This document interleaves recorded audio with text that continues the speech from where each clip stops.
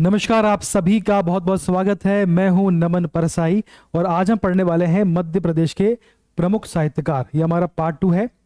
Part 1 में हमने काफ़ी साहित्यकारों को पढ़ लिया है। जो रिमेनिंग है उनको पार्ट 2 में आज हम पढ़ने वाले हैं। सबसे पहले बात करते हैं कि कौन से साहित्यकारों को हम पढ़ने वाले हैं। टॉपिक काफ़ी महत्वपूर्ण है, यहाँ से क्वेश्चन आता है। सबसे पहले आपके हैं माखन लाल चतुर्वेदी, शिव मंगल सिंह सुमन, सुभद्रा कुमारी चौहान, शरद जोशी, हरिशंकर परसाई।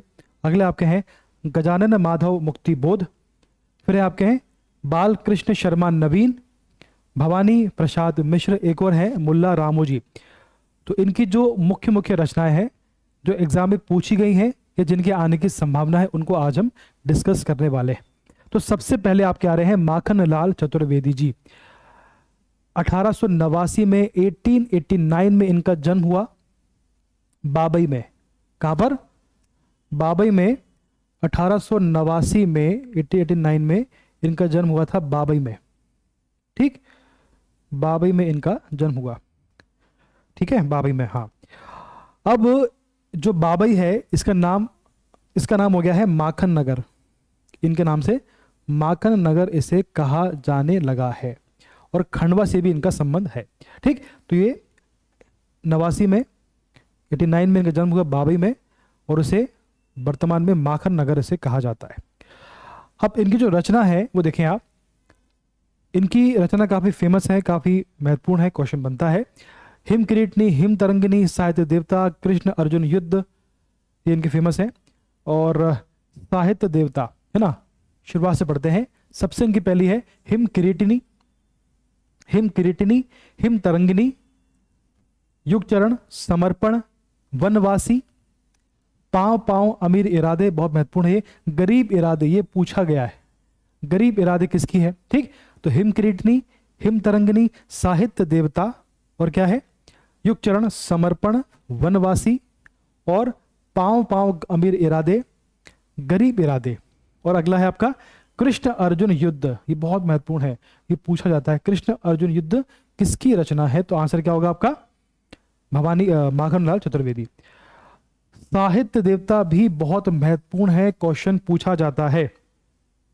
माता, समय के पांव, रंगों की होली।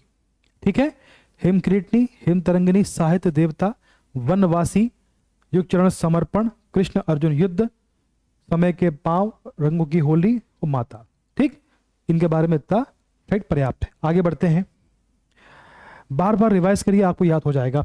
अगले आपके हैं शिव मंगल सिंह सुमन। अब देखिए इनके नाम में क्या है, शिव। इनके नाम में है शिव। और शिव कहाँ निवास करते हैं? शिव निवास करते हैं कैलाश पर्वत में। पर्वत है ना, पर्वत जैसे आपका विंध्य हिमालय है, मान लीजिए विंध्य हिमालय। अब जो हिमालय है, सपोज करिए कि वहां प्रलय आ गया। अगर वहां पे प्रलय आ गया तो पहला आपका हो गया विंध्य हिमालय। तो विंध्य हिमालय में प्रलय आ गया तो आपका हो गया प्रलय सृजन। जब प्रलय आया तो सारी धरती हिल गई, तो क्या हो गया? हिल्लोल। जब सब धरती हिल गई, आपको जो पहाड़ हिल गए, तो ऊपर से बहुत सारी मिट्टी नीचे आई, तो मिट्टी की बारात बोलेंगे इसको।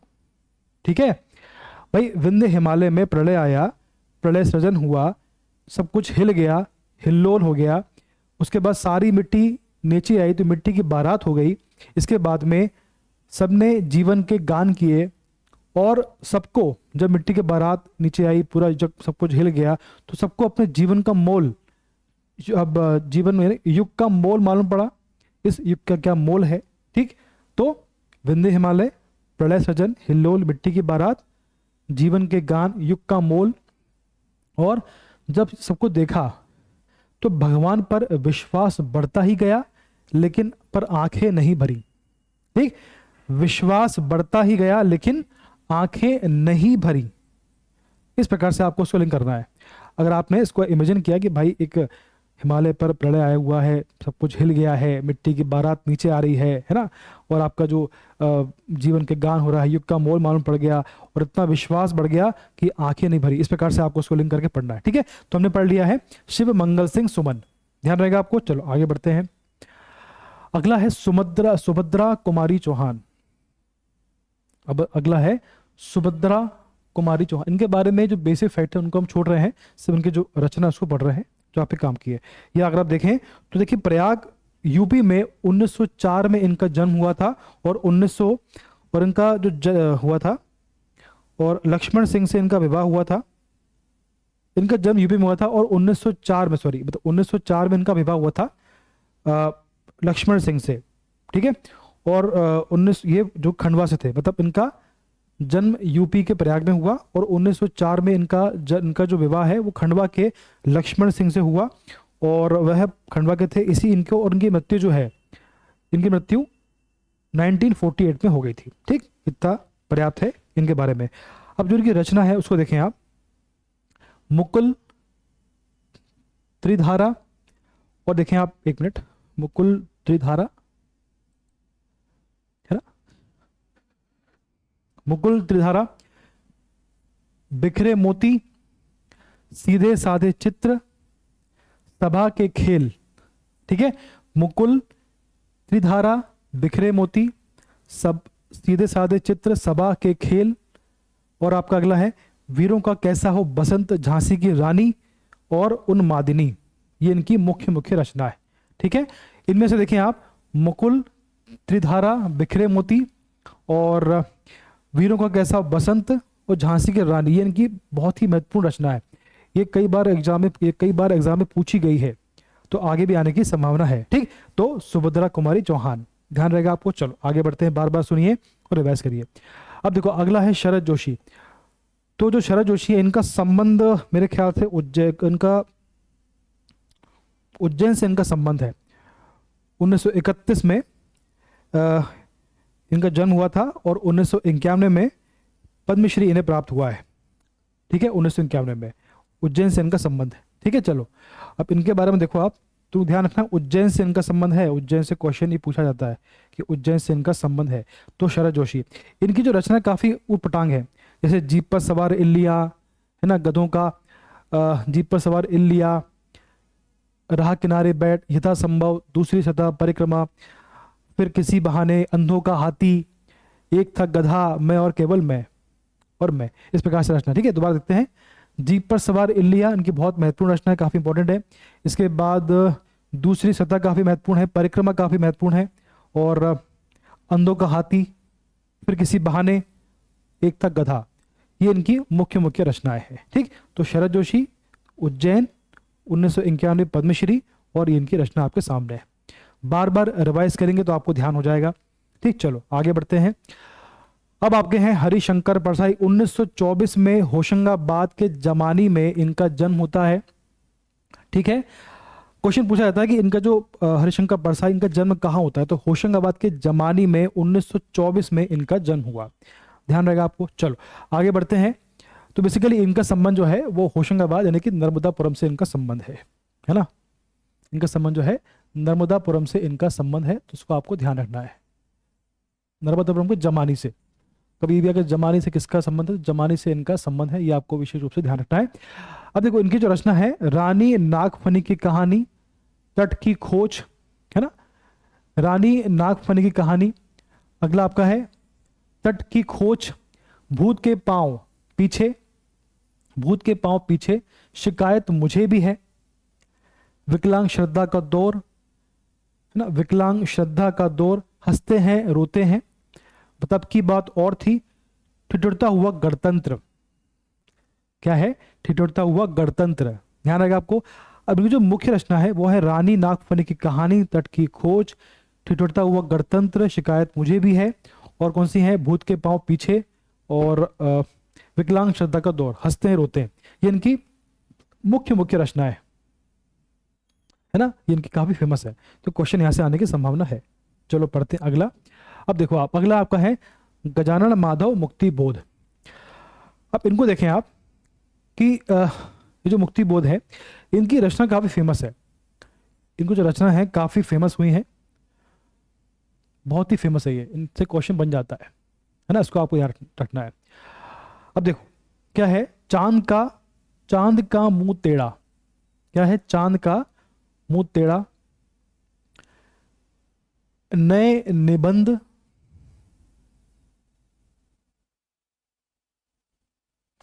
चांद का मुंह टेढ़ा, नए निबंध, भूरी भूरी खाक धूल, भूरी भूरी खाक धूल, एक साहित्य की डायरी, नई कविता का आत्मसंघर्ष, बहुत इंपॉर्टेंट, काफी बहुत महत्वपूर्ण है ये, नई कविता का आत्मसंघर्ष, ये पूछा गया है।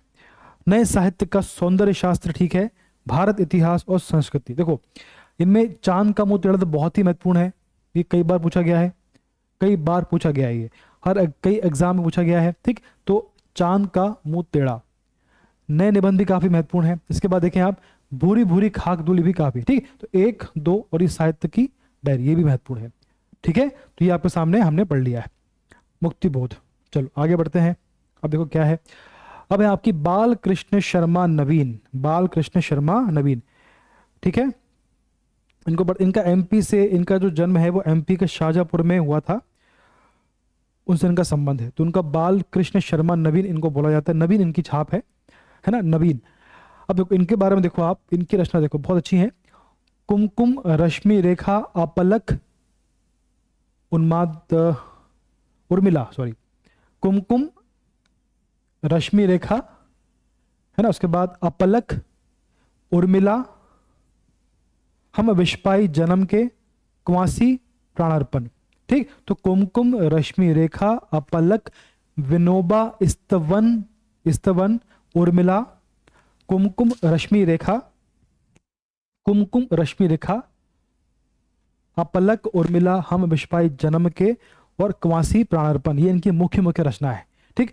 बार बार इनको रिवाइज करिए, इनको लिखिए कॉपी में, आपको याद हो जाएगा एग्जाम के पहले, ठीक। तो ये हमने इसको पढ़ लिया है, बाल कृष्ण शर्मा नवीन की रचनाओं को, ध्यान रहेगा आपको। आगे बढ़ते हैं। अब देखो जरा इसमें, अब अगले हैं भवानी प्रसाद मिश्र।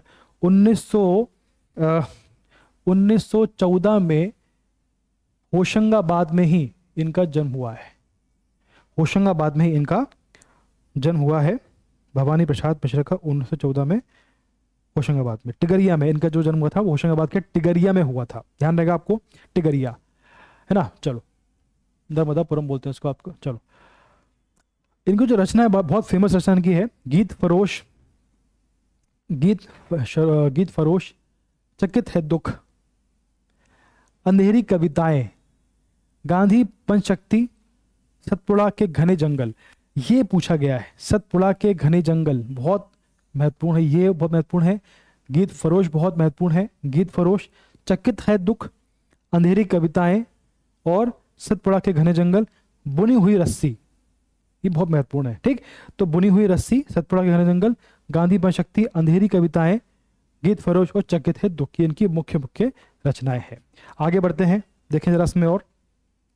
अब देखो ये भाई मुल्ला रमूजी, ये बहुत महत्वपूर्ण है, इसको याद कैसे करना है आपको। देखो आपको याद ऐसे करना है कि आप सपोज करो कि भोपाल में शादी में गए आप, बहुत सिंपल है कि भोपाल में एक शादी हो रही है, भोपाल में एक शादी हो रही है।